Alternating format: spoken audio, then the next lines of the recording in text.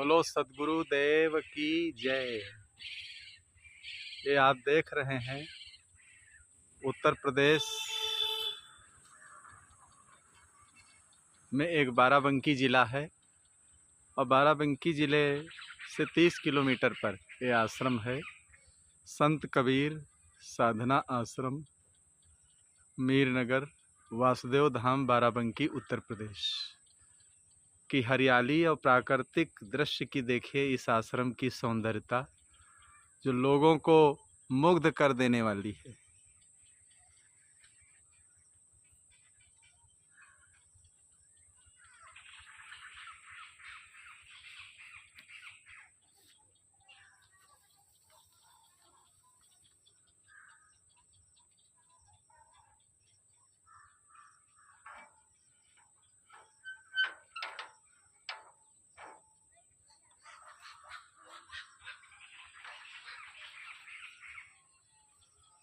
लोगों को मुग्ध कर देने वाली है। आश्रम के चारों तरफ देखिए कितने हरे भरे वृक्ष और पेड़ पौधे जो आपको देखने को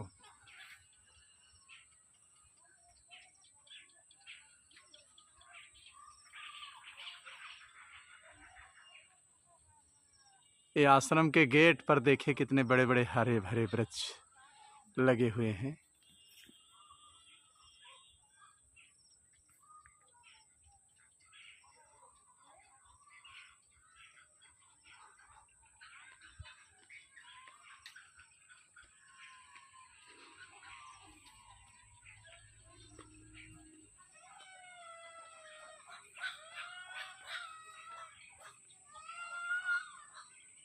ये रास्ता है जो इधर फतेहपुर गया है, इधर बड्डूपुर मार्ग पर ये स्थित है आश्रम।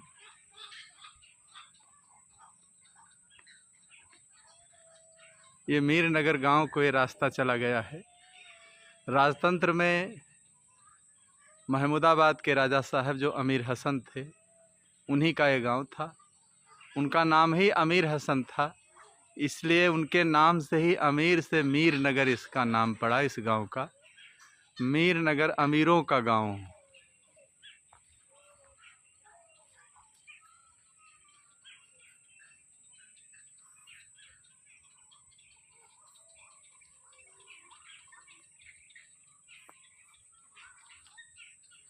ये आप आश्रम का गेट देख रहे हैं। यहाँ समय समय पर भारत के कोने कोने से, छत्तीसगढ़ से, गुजरात से, राजस्थान से, देखे कल ही कबीर पारक संस्थान कोटा के सम्माननीय संत श्री प्रभाकर साहब अपनी जमात लेकर के पधारे थे। भारत के कोने कोने से समय समय से यहाँ पर संतों और भक्तों का पदार्पण होता रहता है और सबकी सेवा सम्मान बराबर यहाँ होती रहती है।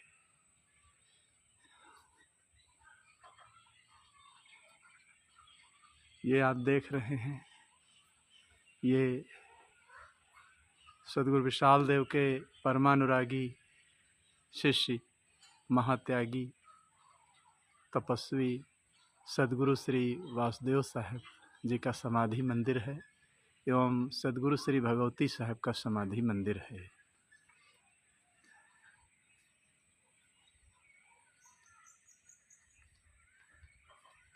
नया निर्माण चल रहा है इसका।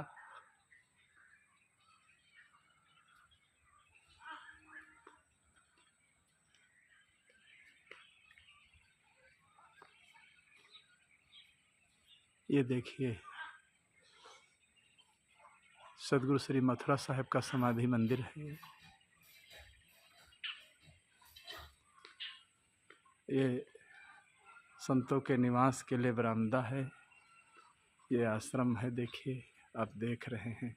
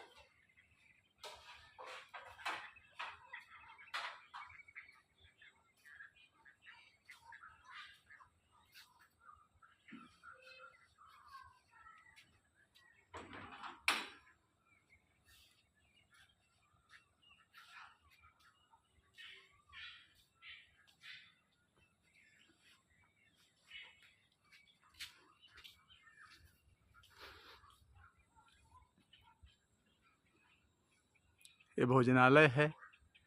देखिए बड़े भंडारा में इसमें गुरु पूर्णिमा में भोजन बनता है संतों भक्तों के लिए। ये कटहल का पेड़ है। आइए देखिए भंडारी साहब हैं जो 12 साल से यहाँ रह कर के साधना करते हैं और सीतापुर ज़िले के रहने वाले हैं।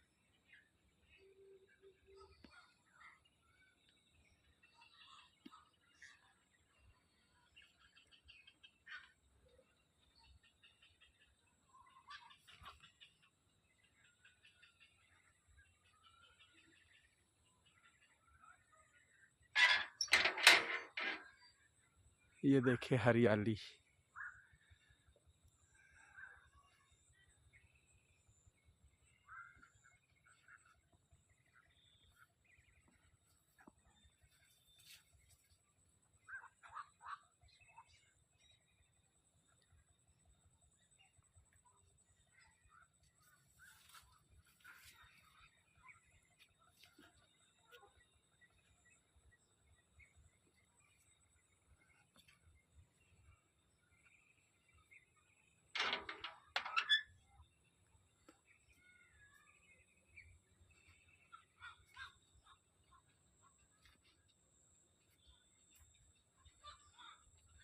नींबू के पेड़ हैं और ये लीची के पेड़ हैं, ये केला के हैं, आंवला के हैं, ये कटहल के हैं, अनार के हैं, ये जराकुश है, तुलसा है और तरह तरह के सभी।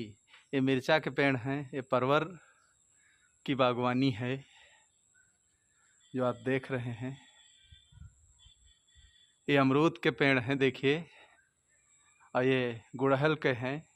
ये देखिए बाड़ी है जो भिंडी और ये करम्बुआ जिसकी भाजी बनती है आश्रम में। ये आप मक्का देख रहे हैं जो पूरे आश्रम के प्रांगण में ये मक्का बोया हुआ है। ये प्रतिवर्ष मक्का आश्रम के अंदर गुरु पूर्णिमा महोत्सव का भंडारा हो जाने के बाद बोया जाता है। और भादों के महीने में देखिए यहाँ चारों तरफ इंदिरा नहर का सैलाब रहता है। पंछियों के लिए खाने पीने के लिए कोई व्यवस्था नहीं रहती है।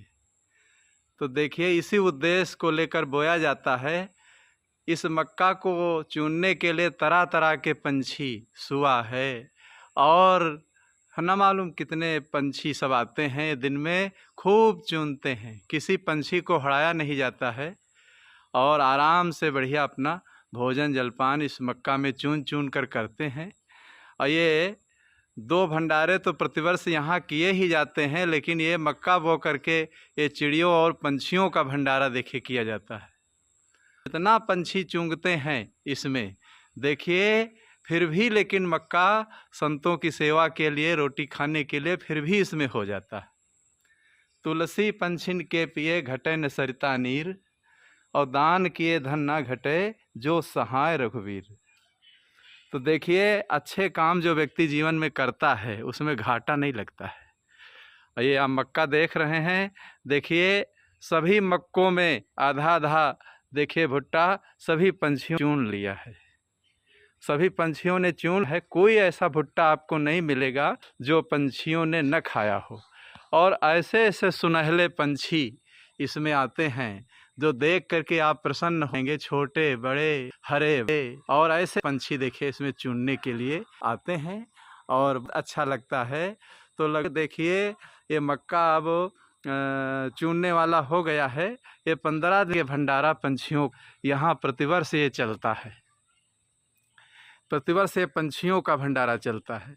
गुजरात में जैसे बड़े बड़े दानी धर्मी, हरियाणा पंजाब में बड़े बड़े दानी धर्मी पंछियों के लिए और गौशाला के लिए, अनाथालय के लिए, वृद्धाश्रम के लिए दान करते हैं बड़े बड़े सेठ। ऐसे ही देखिए यहाँ इस आश्रम की तरफ से ये देखिए ये बोआ करके और पंछियों की सेवा के लिए दान किया जाता है। ये पंछियों का भंडारा इस समय देखिए बराबर यहाँ चल रहा है आश्रम के अंदर।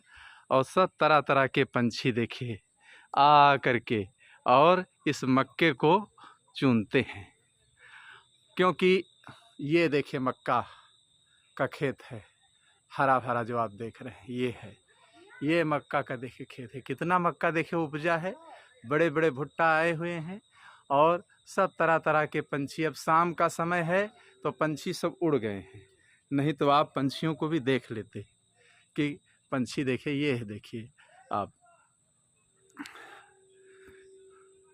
तो पंछियों के खाने पीने की इस समय कोई व्यवस्था नहीं है, क्योंकि धान की फसलें कच्ची हैं और धान में कुछ खाने पीने के लिए नहीं है। तो ये देखिए सारे भुट्टों में देखिए, ये देखिए ये पंछियों ने देखिए खाया है कैसे, ये सारे भुट्टे देखिए, ये देखिए सब भुट्टे पंछियों की सेवा में देखिए आराम से पूरा दिन देखिए सब पंछी चूंगते हैं, खाते हैं आराम से। किसी पंछी को यहाँ डंडा लेकर के पीपा बजाकर हड़ाया नहीं जाता है, और जो बचेगा बचेगा। और भंडारा ये समझ लो एक प्रकार का भंडारा पंछियों का हो रहा है। ये देखिए आप, ये है मक्का का खेत।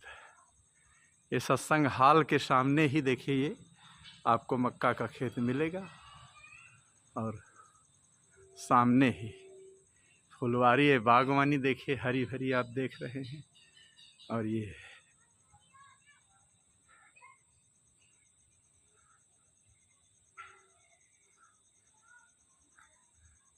ये है मक्का का खेत। तन पवित्र सेवा किए, धन पवित्र करिदान, मन पवित्र गुरु भक्ति करी, होत त्रिविधि कल्याण। तो ये पंछियों का भंडारा इस समय संत कबीर साधना आश्रम मीन नगर बाराबंकी में ये चल रहा है। और पंछी देखिए आ करके, पहले अमरूद के पेड़ थे, पंछी अमरूद खाए खूब, अब अमरूद ख़त्म हो गए तो देखिए मक्का को खाना आरंभ कर दिए।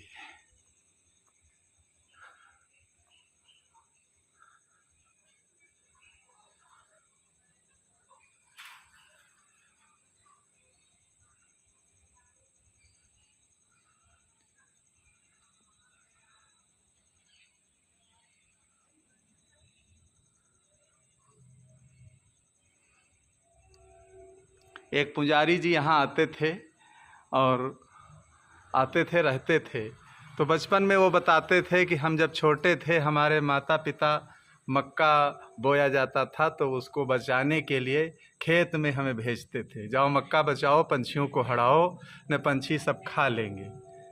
तो हमने उनसे पूछा तो आपका पुजारी नाम कैसे पड़ा? तो वो कहने लगे पुजारी नाम हमारा इसलिए पड़ गया, हमको मक्का बचाने के लिए भेजते थे, लेकिन जब वहाँ खेत में हम जाते थे मक्का बचाने तो पंछियों को हम हड़ाते नहीं थे कि पंछी बेचारे भूखे हैं क्या खाएंगे, तो खाने देते थे। माता पिता और घर के लोग हमें डांटते थे कि बड़े तुम पुजारी हो जो पंछियों को भी नहीं हाँकते हो, इतने पुजारी हो। तभी से हमारा नाम पुजारी पड़ गया। और यहाँ बाराबंकी ज़िले में घाघरा के किनारे एक नारायण दास नाम के एक महात्मा हुए हैं, घाघरा के किनारे उनका मंदिर है, आश्रम है। वो भी देखिए पंछियों को बचाने जाते थे। तो वो भी बचपन से ही देखिए दानी धर्मी थे, उदार थे, तो पंछियों को हड़ाते नहीं थे। फिर धीरे धीरे महात्मा हो गए, दयावान, धर्मवान, पुण्यवान, कर्मवान। देखिए जो व्यक्ति होता है वही अच्छे मार्ग में आ पाता है। तो बंधुओं, ऐसे ही अपने जीवन में हर व्यक्ति को चाहिए प्रातः काल उठ करके एक ना ज़्यादा हो सके तो एक मुट्ठी चावल ही दान करना चाहिए। धीरे धीरे आपकी प्रवृत्ति बनेगी देने की, उदारता की, और मानसिकता बनेगी। आप परोपकार, दीन दुखियों की सेवा, वृद्धों की सेवा, संतों की सेवा आप करने लगेंगे। मन आपका खुश हो जाएगा, प्रसन्न हो जाएगा, और यही पुण्य के संस्कार आपके अंदर बनते जाएंगे। कोई दरवाजे पर अतिथि आया है तो देख करके प्रसन्न होना चाहिए, उसकी सेवा करना चाहिए। और जो सेवा करता है देखिए कभी उसके पास कोई चीज़ की कमी नहीं रहती है। बोलो सद्गुरुदेव की जय।